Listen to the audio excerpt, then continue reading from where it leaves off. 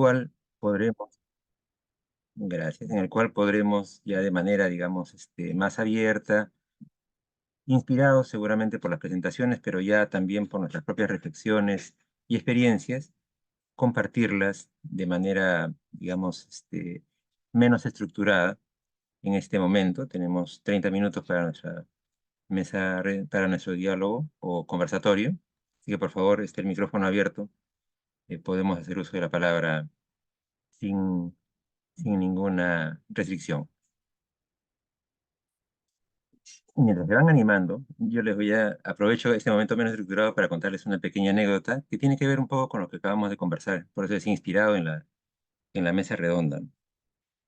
Creo que todos sabemos que en los últimos años hemos tenido un aflujo no antes visto de ciudadanos venezolanos en Perú,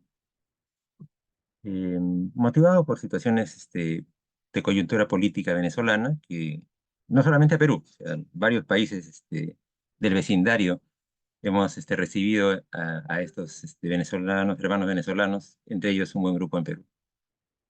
Y al principio pues había mucha incomodidad ante lo extraño, inesperado, porque Perú estaba acostumbrado a que los peruanos vayan a otros lugares, pero no a que de otros lugares vengan a Perú. O sea, esa era una cosa inusitada, que afectaba a la ciudadanía en general, y también a los médicos o al mundo médico, porque también venían colegas titulados, buscando ver cómo se incorporaban.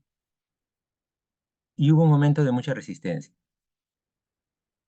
Y no sé en dónde, no lo identifico claramente, pero empezó a surgir una voz que al final se hizo consenso y que no digo que haya sido pues una epifanía celestial, pero ayudó mucho en un momento difícil general, que alguien dijo, muchachos, nosotros también fuimos venezolanos. Y la reflexión iba que en los años 70, en la época del boom petrolero venezolano, efectivamente una cantidad importante de ciudadanos peruanos iban a buscar trabajo en Venezuela. Y entonces, un poco lo que decían ellos es, recuerden que, digamos, hace 40 años, 50 años, nosotros fuimos los venezolanos, entre comillas, o sea, nosotros íbamos a Venezuela buscando trabajo, buscando ser aceptados, ¿no? Buscando un futuro, y ahora que ellos vienen para acá, hay que ser, digamos, recíprocos, ¿no? Y al final, si bien es cierto, como le digo, no digo que haya sido una epifanía celestial, pero sí ayudó mucho en un momento que era socialmente tenso para que, digamos, las cosas se manejaran de otra manera.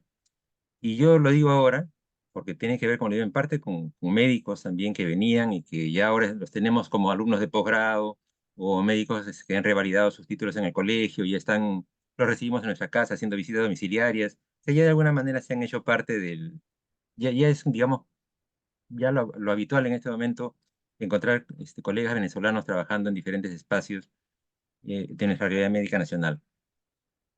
Y lo digo entonces un poco motivado por ese tema del respeto, de la interculturalidad y de cómo finalmente este tipo de situaciones geopolíticas nos determinan.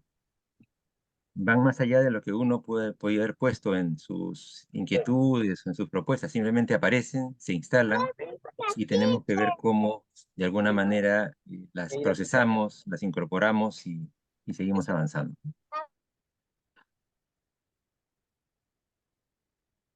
Mientras se inspiran, denme un segundito que voy a abrir la puerta.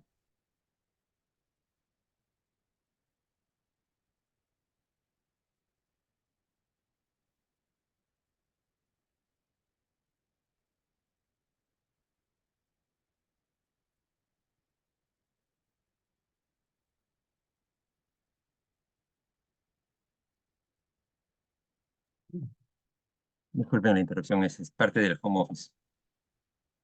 ¿Algún comentario, aporte, por favor? Tenemos todavía unos minutos. Sí, doctora Blanca, por favor, la escuchamos.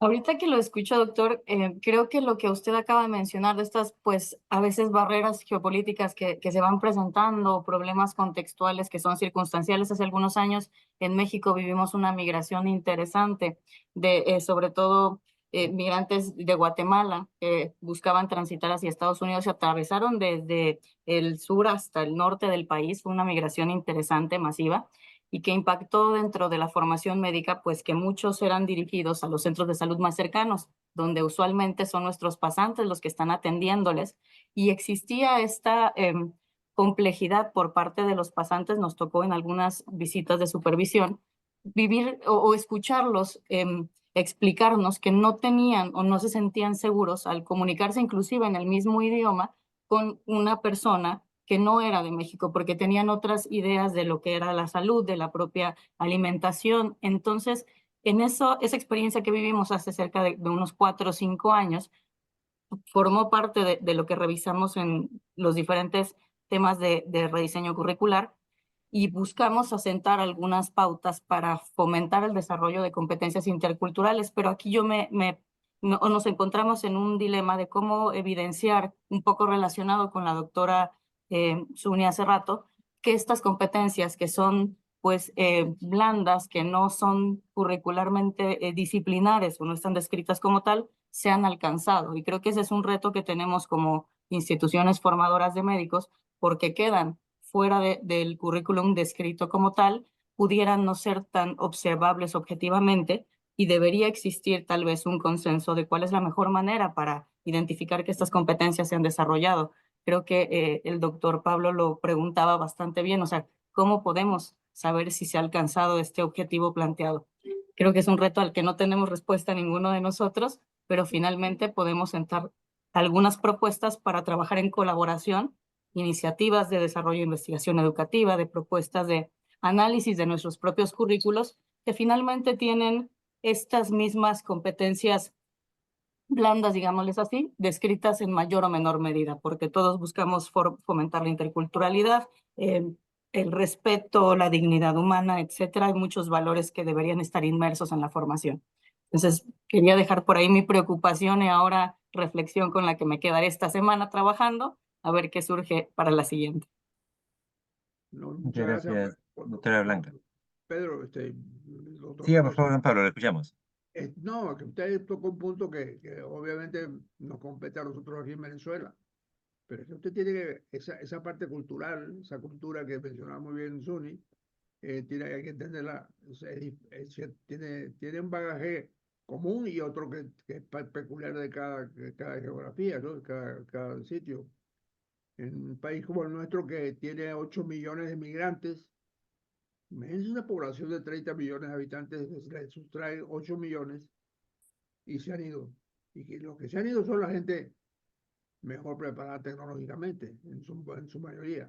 Las últimas camadas, o sea, por otras razones políticos sociales que conocemos, no entraríamos en eso. Pero entonces, una cosa muy importante es ese factor, por eso se lo preguntaba yo a Suni, ella me habla del sistema de salud. Bueno, pues no tenemos sistema de salud. La verdad es que en muy pocos países lo fin, y que tampoco tenemos un sistema de educación médica. Yo creo que, por ejemplo, el doctor Aguilar Gagiola hablaba de cuando tuvo la colaboración de la Cayetano Heredia y de la propia Pajo, cuando buscaron los datos y tuvo la capacidad de que a través del vector del sector universitario tener la data o la profundidad correspondiente al estudio que estaba realizando.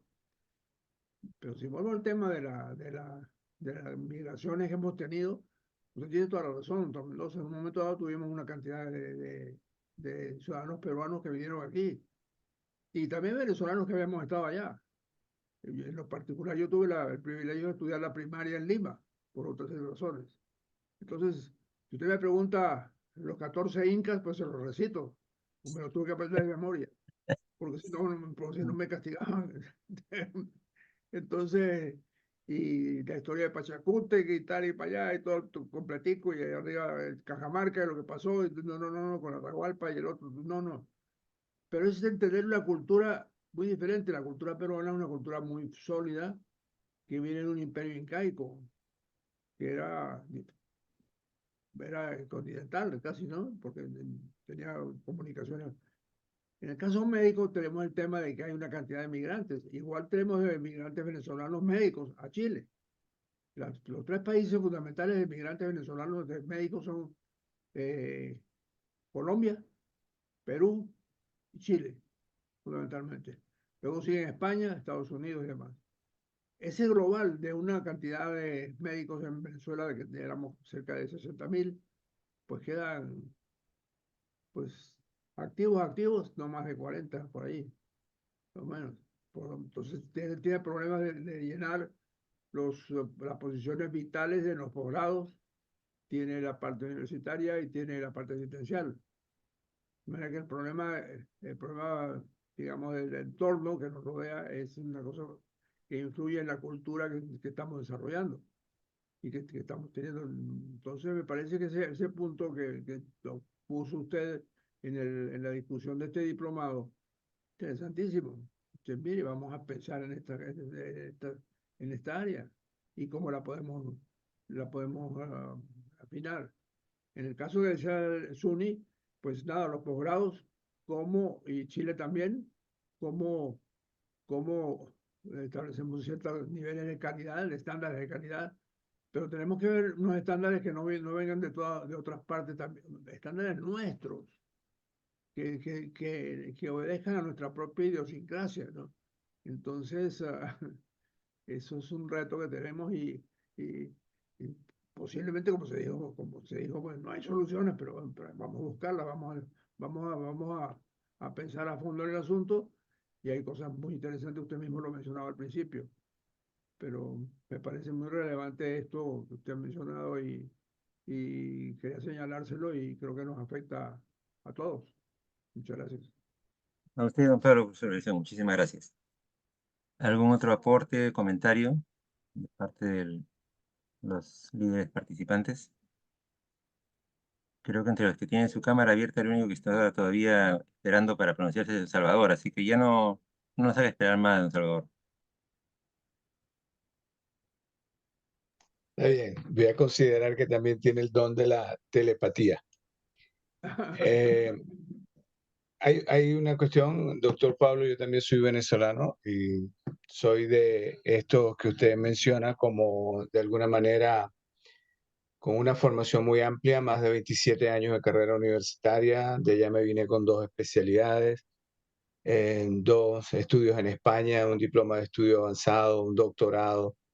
Así que la parte cognitiva, la parte de conocimiento, la parte de integrarse a esto que uno de repente no conoce, de repente no, que no conoce, que es todo lo que es el proceso de morbilidad, mortalidad, enfermedades más frecuentes, y esas uno las va leyendo, se va adaptando, las va comprendiendo, las leyes, las normas, los procedimientos, que me parece un país sumamente adecuado en el sentido de cómo se ejecuta, cómo se ejerce la medicina.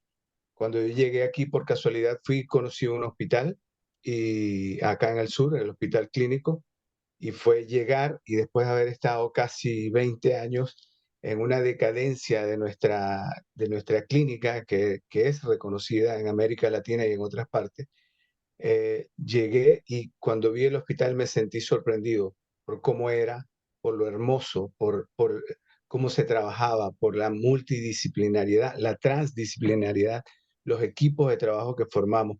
O sea, no sentí en ningún momento miedo de volver a pasar a una terapia intensiva.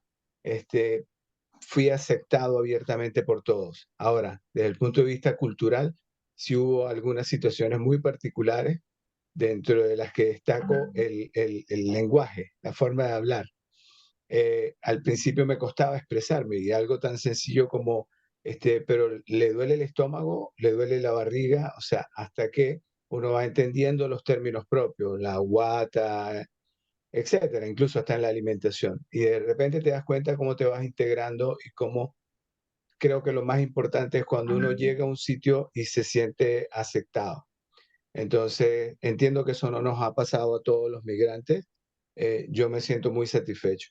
Pero el punto que quería tocar con relación a la mesa de hoy es lo de la cultura, cómo generamos un médico que sea al menos global para nuestra región, que pueda interpretar rápidamente las quejas del paciente, que no sea solo esta que uno llama estas competencias humanísticas o competencias blandas, porque esas las vamos a sacar en todas las escuelas y facultades de medicina de la región, sino ir más allá, ir a meterse, o sea, no tener en ningún momento reserva para incluirse, para meterse con el pueblo, con la comunidad, con la gente.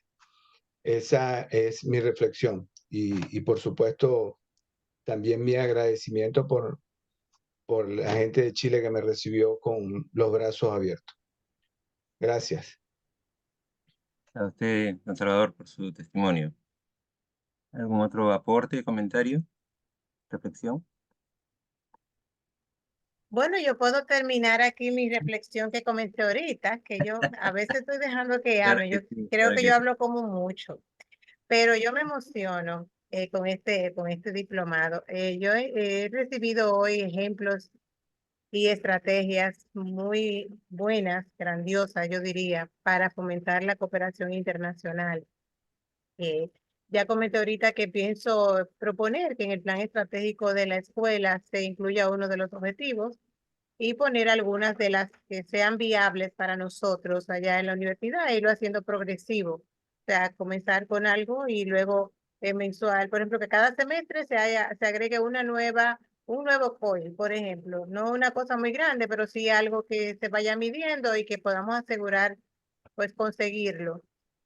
Pero el reto principal es lo de las competencias interculturales, porque realmente uno aquí como que se enfatiza la importancia que tienen. Yo me acuerdo algo simple como mi esposo que estaba estudiando portugués y entonces la palabra obrigado, que es gracias. Cuando uno hace algo aquí en Dominicana, o uno dice, le dan algo, le entregan algo y uno dice gracias. Pero si te lo dicen obrigado, tú dices, ¿cómo que obrigado? Porque yo lo hice porque yo quise. Entonces, en vez de dar las gracias, suena como que obligado. Y no que uno le agradece. O sea, algo tan simple cuando él suena una broma, pero alguien que uno no maneja lo básico, y puede generarse un problema en vez de una actitud de gracias, es una actitud de, oh, pero ven acá, ¿y qué es lo que se cree esta persona? Entonces, las competencias interculturales para la atención médica, para la interacción entre nosotros y todos, es demasiado importante.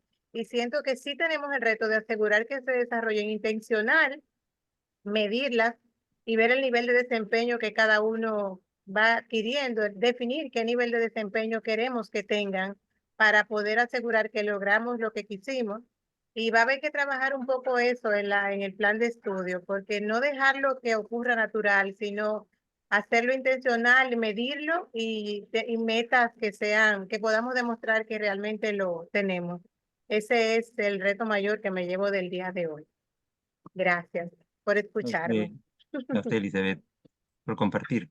Doctora Marcela. Sí, yo comparto con Elizabeth el desafío de la evaluación de esto. Cuando uno lo incorpora curricularmente, tiene ese compromiso, digamos, de poder medirlo. Y ahí a nosotros por lo menos ha sido una linda herramienta el uso del portafolio, ¿ya? Yo creo que nos ha permitido darnos cuenta y me quedo con lo que comentó don Sergio, de que poder evitar el safari o el atractivo de las diferencias. Nosotros tuvimos bastante experiencia con Tanzania, es como el extremo probablemente lo que voy a decir, y claro, lo que más les llamaba la atención tenía que ver con que a las personas no tenían dientes, que no había agua potable, que no había con qué lavarse las manos. Entonces, se producen muchos fenómenos y recoger eso, y el portafolio da buenas herramientas, permitió que después ellos vieran otras cosas, incluso ya habiendo vuelto. Por ejemplo, se dieron cuenta de los determinantes, claro, hay muchos determinantes en ese tipo de cultura y de formas de vida, pero nunca vieron obesidad. Vieron como gente saludable que caminaba muchos kilómetros al día, que tenían una vida larga.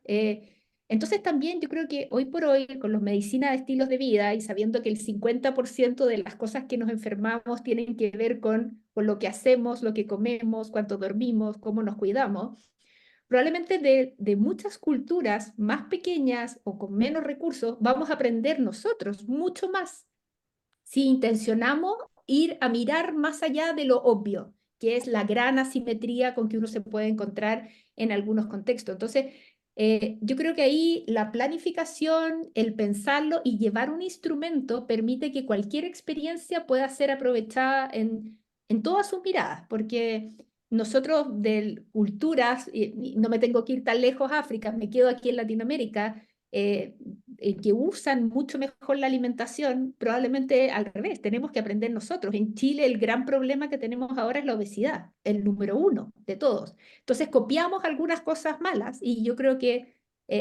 muy cerca tenemos muchas buenas ideas que ir a copiar. Muchas gracias, doctora Marcela.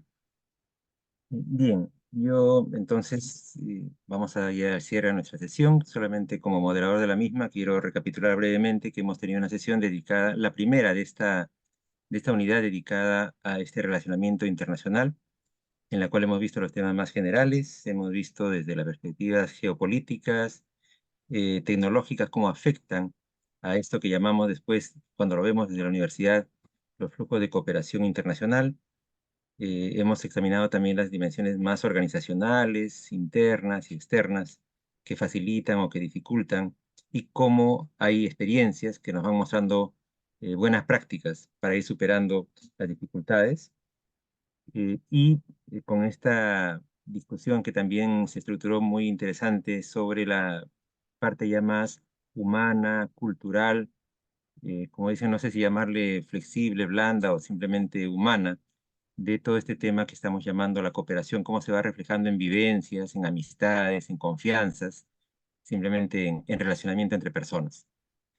Ha sido una sesión muy grata, yo me alegro mucho de haber tenido la responsabilidad de moderarla y de participar un poquito más en ella. Muchísimas gracias a todos por su participación el día de hoy y nos estamos viendo entonces el próximo sábado a la misma hora.